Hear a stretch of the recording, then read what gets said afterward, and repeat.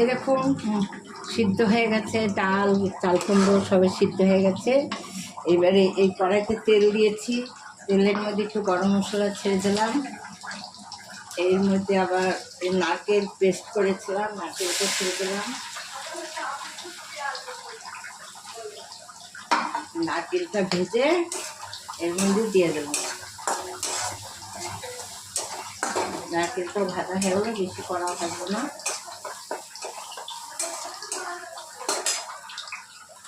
নারকেলটা ভাজা হয়ে গেল,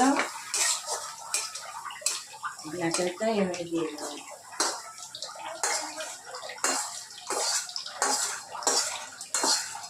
রান্না হচ্ছে ডাল কাটা দিয়ে, ঝালের ডাল, আর একটু আমের ডালও হবে, টক ডাল, আর এটা হবে চাল কুমড়োর ঘন্ট নারকেল দিয়ে আর মুগ ডাল দিয়ে। আর এটা হচ্ছে পোস্ত, জিরে, কাঁচা লঙ্কা, হলুদ, তারপরে আপনার টমেটো সব পেস্ট করা আছে। এই যে আলু পটলের রসা করবো এর মধ্যে দেবো। এবার ডালটাকে সম্বাদ দেবো জিরে ফোড়ন দিয়ে, কালো জিরে শুকনো লঙ্কা ফোড়ন দিয়ে।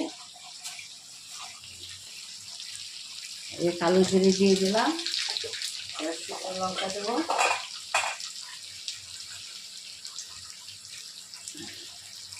শুকনো লঙ্কা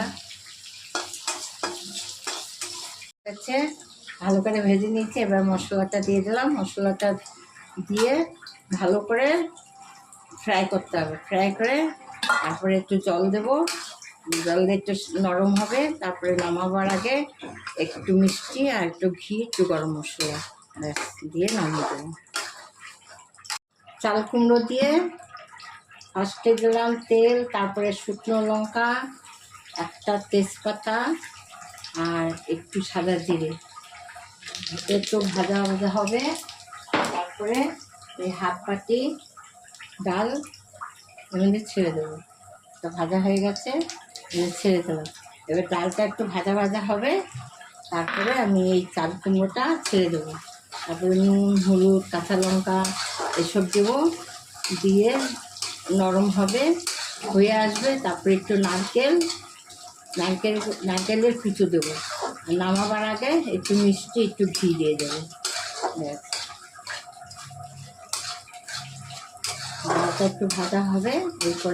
এবার গরম মশলাটা আমি দিয়ে দিচ্ছি, গরম মশলাটা এবার দিয়ে দিলাম। এবার একটু ঘি দিয়ে দিলাম, ব্যাস। এবার একটুখানি ফুটবে, নামিয়ে দেবো।